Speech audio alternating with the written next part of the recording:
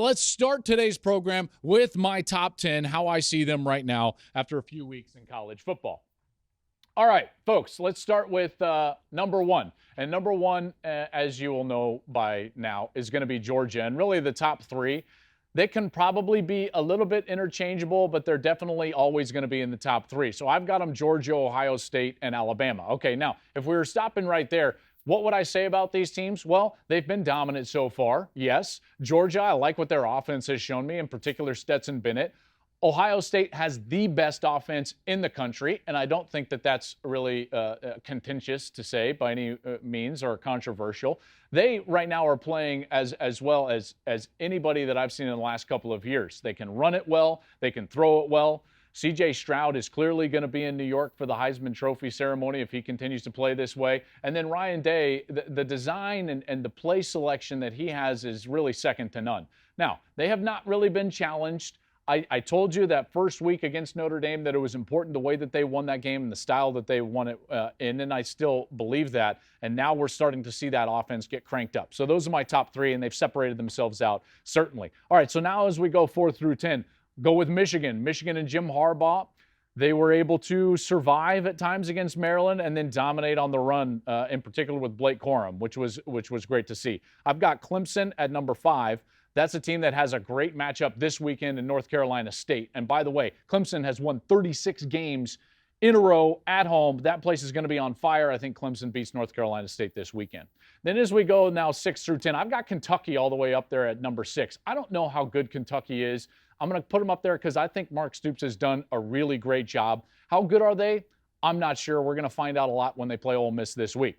Then as we go now 7 through 10, Oklahoma State, again, another one of these teams I don't know a ton about. I think that they're really good. I like them against Baylor this week.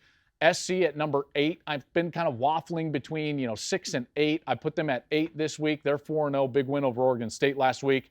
Then at 9 and 10, I've got Penn State at number 9. And at number 10, I've got Tennessee after that win over Florida in Neyland Stadium. I like Penn State's run game a lot. But it's not really about all these other teams as much as it is about the top 3. The top 3 have really separated themselves out from college football. Once you get to 4 all the way through 10, I don't want to say they're interchangeable. It's not like I'm going to put Tennessee at number 4. But you clearly have some tiers here. And there's some teams that probably feel like they should be included in the top 10 that I don't have in the top 10. But that being said, what is indisputable right now is these top 3. Why is that? Well, talent. Well, that's pretty clear, yes. But do you know how clear it actually is? The discrepancy between talent, between the top 3 and the rest of college football right now is pretty stark. If you look at those top 3 teams right now in my rankings, Georgia, Ohio State, and Alabama, you'll find that since the beginning of the playoff era, they've gotten 35% of all 5-star recruits over that time period. So less than 3% of the schools are taking 35% of the top tier talent. That's a remarkable discrepancy. Let me put it to you a different way. In 2021 alone, in that recruiting cycle, those 3 schools got over 50% of the 5-star athletes. So how much better are those 3 schools than everybody else? Well, let's put that into context as well.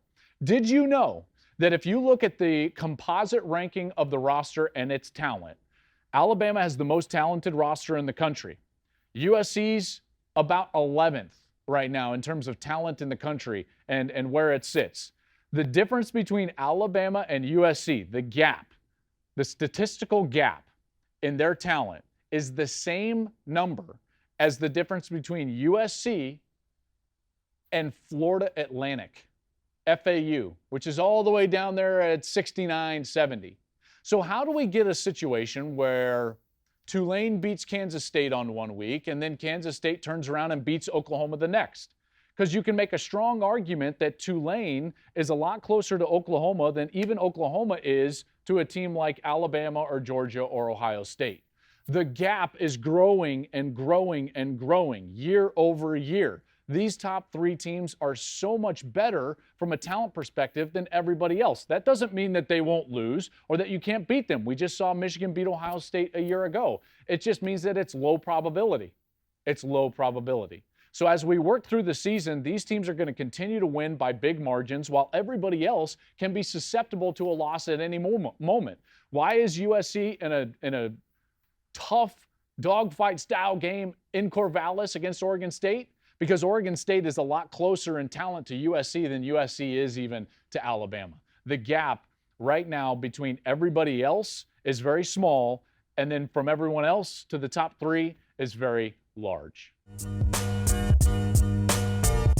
Hey, thanks for watching. If you enjoy that clip, make sure you click subscribe somewhere down here. From game highlights to exclusive interviews and rankings, we've got everything you need as a college football fan right here, College Football on Fox.